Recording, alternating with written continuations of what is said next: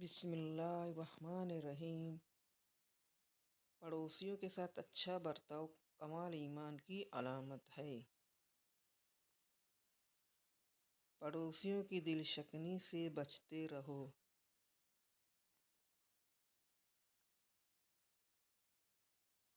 قیامت میں سب سے پہلے جو جھگڑا اللہ کے سامنے پیش ہوگا وہ دو پڑوسیوں کا ہوگا۔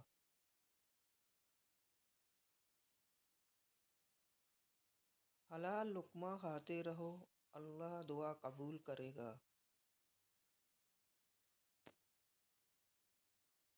ظہر کی 4 رکعت سنت تہجد کے برابر ہیں۔ وقت ضائع کرنا خودکشی ہے۔ جس مسلمان کی بلائی کی شہادت 2 آدمی دیں وہ جنتی ہے۔